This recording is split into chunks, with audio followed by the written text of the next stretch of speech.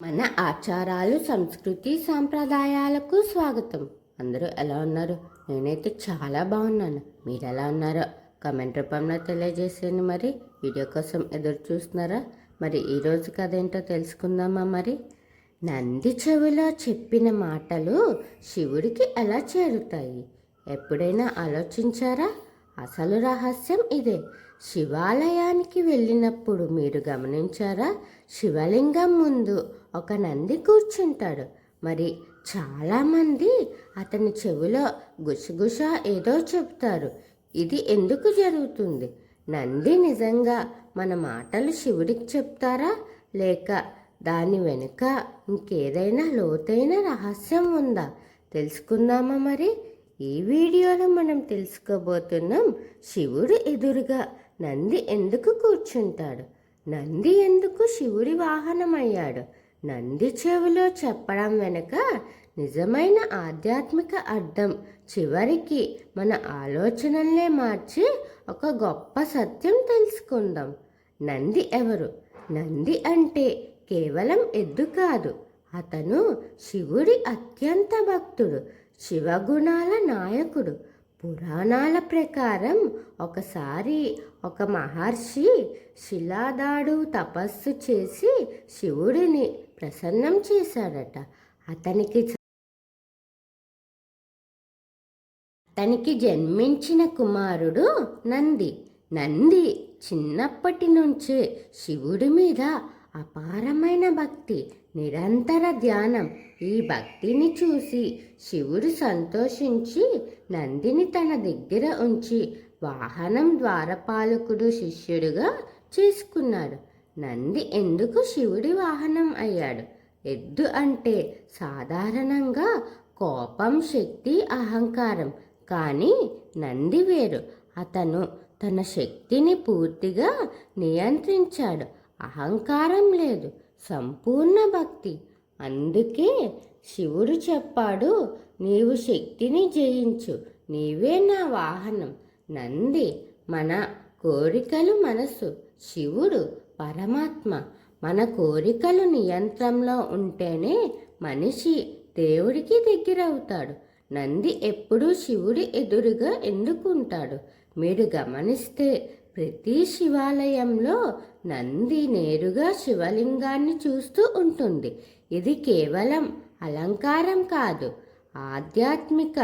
నంది జీవాత్మ, శివుడు పరమాత్మ. నంది ఎప్పుడూ శివుణ్ణి చూస్తూ ఉండడం అంటే మనసు ఎప్పుడూ దేవుని మీద ఉండాలి. మరో అర్థం ఏంటంటే నంది కదలడు, మాట్లాడడు, కేవలం చూస్తూ ఉంటాడు. ఇది మనకు చెప్పేది ఎక్కువగా మాట్లాడకూడదు, లోపల శాంతంగా ఉండాలి, ధ్యానం చేయాలని. ఇప్పుడు నంది చెవిలో మరి కోరికలు ఎందుకు చెప్తారు? ఇది చాలా ఆసక్తికరమైన భాగం. భక్తులు ఎందుకు నంది చెవిలో చెబుతారు? విశ్వాసం ఏంటంటే నంది శివుడికి అత్యంత దగ్గరగా ఉంటాడు. అతను మన కోరికలను శివుడికి చెప్తాడు. అసలు ఆధ్యాత్మిక రహస్యం నిశ్శబ్ద ప్రార్థన. గట్టిగా కాకుండా నిశ్శబ్దంగా చెప్పడం. మన మనసు ప్రశాంతంగా మారుతుంది, మనసు ఫోకస్ అవుతుంది. చెవిలో చెప్పేటప్పుడు మన దృష్టి ఒకటే. ఇది ధ్యానం లాంటిది. శబ్దశక్తి. మన మాటలు శక్తిగా మారుతాయి.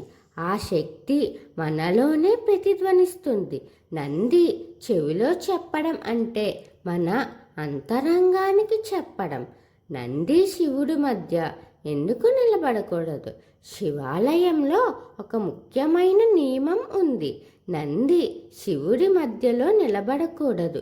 ఎందుకంటే అది జీవాత్మ, పరమాత్మ మధ్య ఉన్న సంబంధం.